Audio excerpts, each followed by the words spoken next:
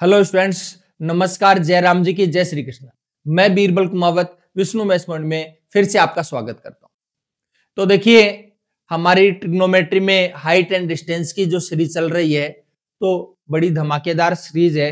Height and distance को बिना बहुत ज्यादा ट्रिग्नोमेट्री का यूज किए ही हम कैलकुलेशन कर रहे हैं। तो बहुत से स्टूडेंट्स कह रहे हैं कि ये तो काम ठीक है, ज्यादा अपने को सोचना ही नहीं पड़ा, भुजाओं के अनुपात के आधार पर हम कैलकुलेशन कर रहे हैं। तो भुजाओं के अनुपात के आधार पर बिल्कुल कैलकुलेशन कर रहे हैं। तो एक तरह से ज्योमेट्री की तरह पढ़ा जा रहा है इसको। तो आप तैयार रहिए, सवाल निकालते रहिए, प्यार से स्माइल करते हुए, ठीक है। तो देखते हैं, देखिए आज का पहला जो सवाल है वो क्या दे रखा है आपको। आज का जो पहला सवाल है वो आपको दे रखा है, एक इमारत पर एक पोस्टर लगा हुआ है। एक व्यक्ति इमारत से 50 मीटर की दूरी पर जमीन पर खड़ा हुआ है। पोस्टर के शीर्ष और पोस्टर के तल का उन्नयन कोण 45 डिग्री और 30 डिग्री है। पोस्टर की ऊंचाई 200, पोस्टर की ऊंचाई का 200% क्या होगा? 200% मतलब डबल, 300% का मतलब ट्रिपल, 400% का मतलब 4 गुना। तो सीधी सी सिंपल सी बात है कि पोस्टर की जो ऊंचाई है उसको डबल करवाना चाहता है अगला। तो क्यों घबराएं, कर लो, सिंपल सी बात है। देखो, एक इमारत है, सुंदर सी एक इमारत है भाई साहब हमारे पास। देखो ध्यान देना एक बार, ये इमारत है और इमारत के ऊपर ये पोस्टर लगा हुआ है, ठीक है, ऊपर। अच्छा, अब देखो ध्यान से सुनिए, क्या कहना चाह रहा है? 50 मीटर दूरी पर कोई व्यक्ति खड़ा हुआ है। तो ये लो भाई साहब, 50 मीटर दूरी पर यहां कोई व्यक्ति खड़ा हुआ है। अब क्या कहना चाह रहा है? तो ये कहना चाह रहा है पोस्टर के शीर्ष और पोस्टर के तल का उन्नयन कोण 45 डिग्री और 30 डिग्री है। तो इसका जो शीर्ष है यहां का तो कोण 45 डिग्री। समझ गए बात को? तो बिल्कुल मत घबराओ भाई साहब, ये अगर 45 डिग्री है, ये 50 है, ये 45 है, तो ये भी 45 होगा। बराबर कोणों के सामने की भुजाएं बराबर होंगी। इसका ये 50 है तो डेफिनेटली ये भी कितना हो जाएगा? 50 मीटर हो जाएगा। तो पूरी हाइट तो भाई साहब 50 मीटर की आ जाएगी, ठीक है। लेकिन इसने आगे एक बात और बोली है कि भाई साहब जो पोस्टर के आधार पर जो कोण बना हुआ है वो 30 डिग्री का है, यानी ये कितने का है? 30 का है। तो प्यार से देखो, ये अगर 30 डिग्री का है, ध्यान से सुनिएगा, अगर ये कोण 30 डिग्री का है तो ये होगा 60 डिग्री का। ये कितने का हो जाएगा? 60। और 60 डिग्री के सामने की भुजा, 60 डिग्री के सामने की भुजा 30 के सामने से √3 गुना होती है। यानी अगर ये 1 होगी तो ये √3 होगी, ये 1 होगी तो ये √3, यानी इसको √3 से गुणा करेंगे तो ये आएगा। और ये √3 होगा तो ये 1 होगा, ये √3 होगा तो कितना होगा? 1 होगा। इसका इसमें √3 का भाग देना पड़ेगा आपको, सिंपल सी बात है।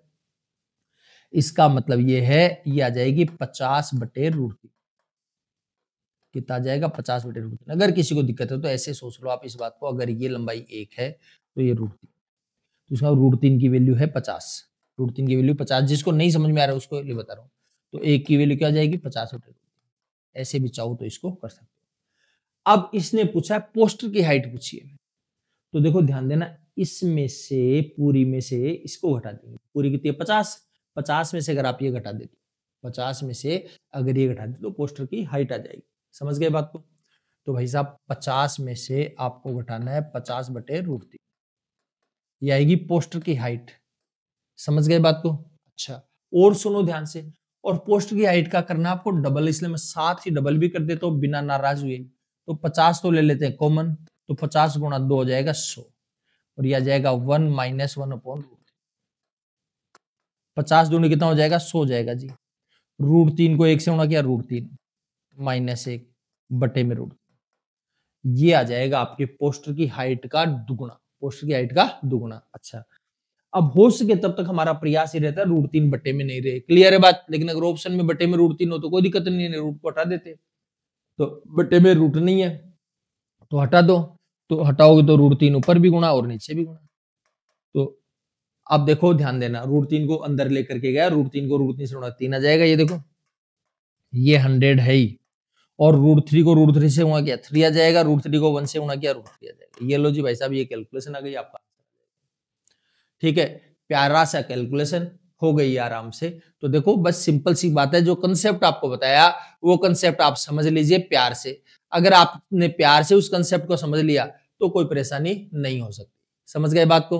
अच्छा, चलो स्माइल करते हुए आगे बढ़ते हैं अगले सवाल की तरफ। अगले क्या सवाल में क्या खट्टी मीठी बातें कर रहा है, सुनो देखो। समान ऊंचाई के दो स्तंभ ए और बी 40 मीटर चौड़ी सड़क के विपरीत दिशाओं में हैं। खंभों के बीच सड़क पर एक बिंदु से दोनों खंभों के ए और बी के शीर्षों से 30 डिग्री और 45 डिग्री का कोण बना हुआ। तो स्तंभ की ए से दूरी कितनी है? देखो एक बात ध्यान देना, प्यार से सुनिए, तसल्ली से सुनिए। ये आपकी जमीन है, ये स्तंभ मान लो ए है और ये स्तंभ बी है, ठीक है, और दोनों की हाइट सेम है। ऐसा सवाल पहले भी आया है अपने पास। अच्छा, अब कहना चाह रहा है सड़क के बीच में कहीं पर कोई बिंदु है, मान लो यहां पर कोई बिंदु, ठीक है। अच्छा, क्या कहना चाह रहा है, देखो ये कह रहा है ए से तो कोण बन रहा है 30 डिग्री का, ये तो कोण बन रहा है 30 का, और बी से बन रहा है 45 का, और दोनों खंभों के बीच की जो सड़क है ये वो 40 मीटर चौड़ी है। तो ये जानना चाहता है कि भाई साहब ए से इस बिंदु की दूरी कितनी है। एक जो शीर्ष स्तंभ है, कॉलम है, इससे इस बिंदु की दूरी क्या होगी। बी से भी पूछ सकता है, ए से पूछ सकता है, अपने को दोनों आनी चाहिए। देखो भाई साहब ध्यान से सुनिए, मेरे को पता है ये एच है, ये एच है, ये दोनों को बराबर मान रखा है मैंने। अच्छा, अब देखो ध्यान से सुनिए, ये 30 है क्या, 30 के सामने का तो ये 60 है। 60 डिग्री के सामने की भुजा 30 के सामने से √3 गुणा होती है, तो भाई साहब ये आ जाएगा √3h आ जाएगा। ये कितना आ जाएगा, √3h हो जाएगा। बात समझ में आ गई। अच्छा, उसके बाद देखना ये 45 है, 45 है तो ये भी 45 है, 45 डिग्री में लंब और आधार बराबर होते हैं, तो ये ऐसा जाएगा इस साइड में। है कोई परेशानी वाली बात? अच्छा, तो देखो दोनों का जो टोटल है वो है 40, दोनों का जो टोटल वो कितना है 40 है, तो आ जाएगा 3h + h इक्वल टू हो जाएगा 40, ठीक है। अच्छा, h आ जाएगा दोनों में कॉमन, तो आ जाएगा √3 + 1 इक्वल टू है 40। तो देखो ध्यान से देखना, s बराबर हो जाएगा 40/√3 + 1, ठीक है। और इसका अगर कंजुगेट करते हैं तो ऊपर ले जाइए इसको, तो 40 × 3 - 1 हो जाएगा +1 की बजाय, और बटे में इसके स्क्वायर में इसका स्क्वायर जाएगा, इसका स्क्वायर 3 और इसका स्क्वायर 1, 3 में से 1 जाएगा 2 आ जाएगा, 2 से काटेंगे 20 हो जाएगा, तो आ जाएगा 20 × √3 - 1। बात समझ में आ गई, 20 × √3 - 1। तो ये क्या आ जाएगी इसकी हाइट, ये सॉरी h की वैल्यू आई है, ये किसकी वैल्यू आई है, h की। लेकिन आपको h की नहीं चाहिए, आपको क्या पूछा गया है, अगर b से दूरी पूछता है इस बिंदु की तब तो h आ जाएगा, ये सही है। लेकिन इसमें मुझे एक की दूरी यानी √3 से मल्टीपल और करना पड़ेगा इसको। √3 से बाहर रख रखा है, बाहर नहीं रख रखा है तो बस मल्टीपल कर लो, तो 20 √3 - 1 ये तो था, इसको √3 से मल्टीपल करोगे तो देखो प्यार से देखना, √3 को √3 से गुणा किया 3 आ जाएगा, √3 को 1 से गुणा किया √3 आ जाएगा। ये लो 20 × √3 - √3, ये लो जी भाई साहब कौन सा आ जाएगा 3 - √3, ये रहा।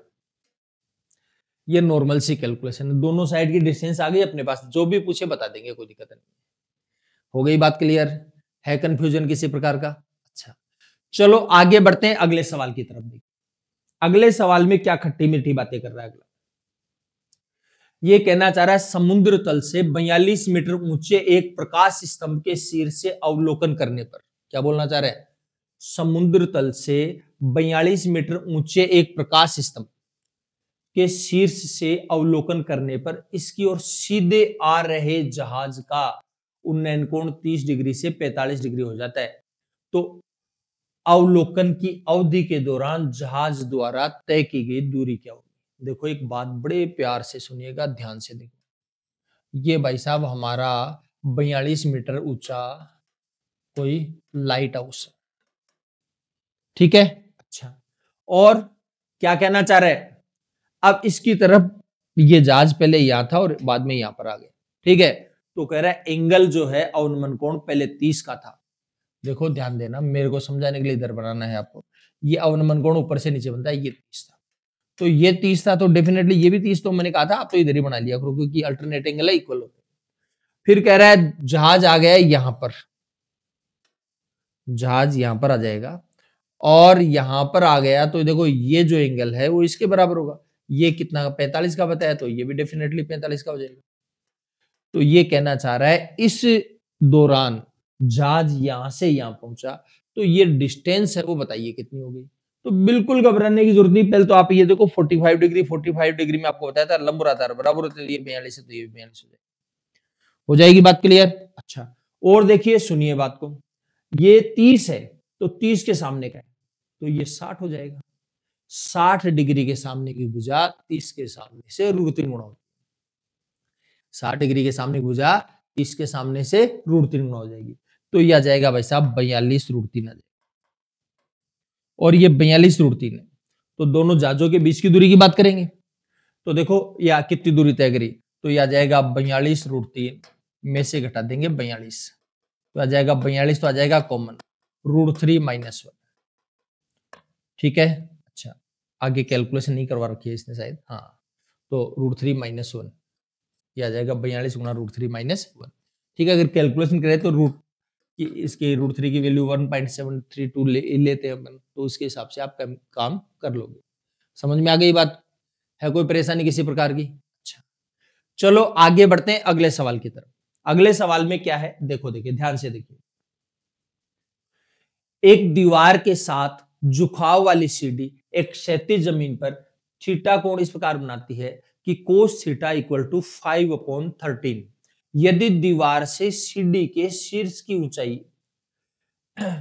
18 मीटर है, तो दीवार से सीढ़ी के आधार की डिस्टेंस क्या रहेगी? देखो ध्यान से सुनो, प्यार से सुनो, इजी सा सवाल, प्यारा सा सवाल। ये भाई साहब आपकी दीवार है और इसके पास से सीढ़ी लगी हुई, ठीक है। अच्छा, एंगल बना हुआ थीटा और कोस थीटा 5/13। कोस होता है आधार बटे कर्ण, बेस अपॉन हाइपोटेन्यूस, ठीक है। अच्छा, तो बेस तो है 5, तो बेस तो ये रहेगा, ये है 5, ध्यान से देखना एक बार, और हाइपोटेन्यूस ये है 13। अब कहना चाह रहा है कि भाई साहब शीर्ष की जो ऊंचाई है, सीढ़ी के शीर्ष से यहां दीवार की जो ऊंचाई है वो दे रखी है 18 मीटर। कितनी दे रखी है? 18। पहले आप प्यार से काम करो, देखो ये 13 है, ये 5 है, तो डेफिनेटली ये 12 होगा। कितना होगा? 12 हो जाएगा, पक्का हो जाएगा 12। लेकिन ये कह रहा है 12 नहीं भाई साहब, 18 है। कितना है? 18। तो 18 है, ये 12 तो हमारे हिसाब से, चलो मैं इसी कलर में लिख देता हूं इसको, 12 है, ठीक है, जबकि होना चाहिए 18।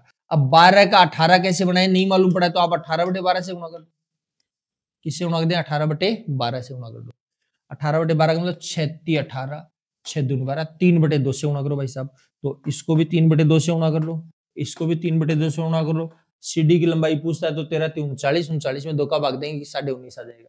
ये सीढ़ी की लंबाई है, ध्यान रखना। हाँ, लेकिन सीढ़ी की लंबाई नहीं पूछी, दीवार से सीढ़ी के आधार की दूरी, दीवार से सीढ़ी के आधार की दूरी 5 3 15 में 2 का भाग दिया 7.5, ये आ जाएगा आपका आंसर 7.5। दोनों लंबाई हमने ज्ञात कर ली है। समझ गए बात को? थोड़ा प्यार से भी समझ सकते थे। देखो भाई साहब ये 12 है, कितना है? 12, जबकि इसने बोला 18। इसका 12 का 18 कैसे मैंने 6 और जोड़ दिया, इसका आधा जोड़ा है। कितना जोड़ा है? आधा जोड़ा है।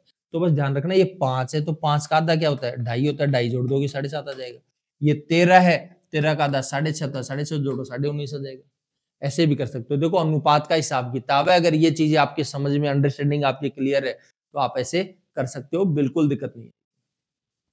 समझ गए बात को? तो ऐसे प्यारे प्यारे सवाल हैं, प्यारे प्यारे आपको जवाब देने होते हैं।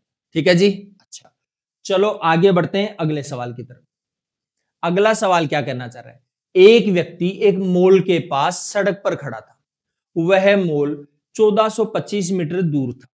मॉल से कितनी दूरी पर था? 1425 मीटर दूर था, और सड़क से मॉल के शीर्ष को इस तरह से देखने में सक्षम था कि पेड़ का शीर्ष जो उसके और मॉल के बीच में है, मॉल के शीर्ष के साथ बिल्कुल दृष्टि की कतार में थी। पेड़ की ऊंचाई 10 मीटर है, यह उससे 30 मीटर दूर है। मॉल की ऊंचाई क्या होगी?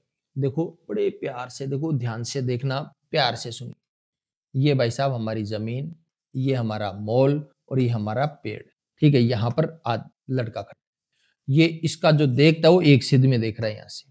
समझ गए बात को? अच्छा, अब देखो ये जो लड़का खड़ा है, वो इससे 1425 मीटर दूरी पर, किससे? मोल से। ये मोल है तो मोल से 1425 मीटर दूरी पर खड़ा है, प्यार से खड़ा है, आराम से खड़ा है भाई साहब। अच्छा, और ये पेड़ भाई साहब देखो क्या कहना चाह रहे, पेड़ की ऊंचाई 10 मीटर है भाई साहब। पेड़ की ऊंचाई कितनी है? 10 मीटर। और ध्यान रखना, यह कौन? ये जो व्यक्ति है वो उससे 30 मीटर दूरी पर खड़ा है, किससे? पेड़ से। पेड़ से 30 मीटर दूरी पर खड़ा हुआ है। ये लो भाई साहब 30 मीटर। तो अब क्या करना चाह रहे हैं? कह रहे हैं मोल की ऊंचाई याद। देखो ध्यान से देखने की बात है, ये वैसे तो समरूप त्रिभुज, ठीक है, तो आप समझो ये जो दूरी है 30, तो पेड़ की ऊंचाई कितनी हो गई? 10 हो गई। यानी दूरी में 3 का भाग देने पर याद है। समझ गए क्या बात को? या इसको 3 से गुणा करने के ये आएगा, इसको 3 का भाग देंगे तो ये आ जाएगा। समझ गए बात को? तो आपको तो यहां पहुंचना है, इसका ये जो डिस्टेंस है इसमें अगर आप 3 का भाग दोगे तो आ जाएगा, मोल की ऊंचाई आ जाएगी। तो 1425 जो है उसमें क्या करना है जी भाई साहब? 3 का भाग दे देना है। 1425 में क्या करेंगे? 3 का भाग दे देंगे। देखो मैं तो क्या सोचता हूँ कि यार ये 1500 माइनस 75, 1500 में 3 का भाग दिया 500 आ जाएगा, 75 में 3 का भाग दिया 25 आ जाएगा, 500 में 25 जाएगा 475 आ जाएगा, तो ये 475। और कोई कहे जी मैं तो सीधा ही भाग दे दूंगा, तो सीधा भाग दे देना, कोई दिक्कत नहीं, 425 आ जाएगा, 475 आ जाएगा। कैलकुलेशन आप कर लेना, कोई दिक्कत नहीं। समझ में आ गई होगी बात? कोई कंफ्यूजन है किसी प्रकार का? तो आ जाएगी मोल की हाइट। ठीक है, समझ में आ गई बात? अच्छा, या फिर अगर भाग देने में जोर आ रहा है तो आपको पता है इसको 3 से गुणा करने पर आएगा, इसका यहाँ जो आएगा उसको 3 से गुणा करने पर आना चाहिए। तो देखो इनमें से किसको गुणा करने, 3 से गुणा करने पर 1425 आ रहा है। देखो इसको 3 से गुणा करें 1275 आएगा, इसको 3 से गुणा करें 1575 आएगा, इसको 3 से गुणा करें 900 आएगा, जबकि इसको 3 से गुणा करो 400 को 3 से गुणा करो 1275 को 3 से गुणा करो 225, 1200 और 225 1425। समझ में आ गई बात? क्लियर हो गई होगी मैं समझता हूँ ये बात। कंफ्यूजन है किसी प्रकार का? अच्छा, तो भाई साहब ये हमने कैलकुलेशन कर ली है। ठीक है, तो इस प्रकार से आप कैलकुलेशन करते रहिए, सवालों को निकालिए। बहुत अच्छे सवाल है, सुंदर सवाल है। ठीक है, आज तो सवालों को बार बार निकालते रहिए। कल वापस मिलेंगे इसी समय इसी वक्त। ठीक है, तब तक आप हंसते रहिए, मुस्कुराते रहिए, सवाल निकालते रहिए और इंतजार करते रहिए।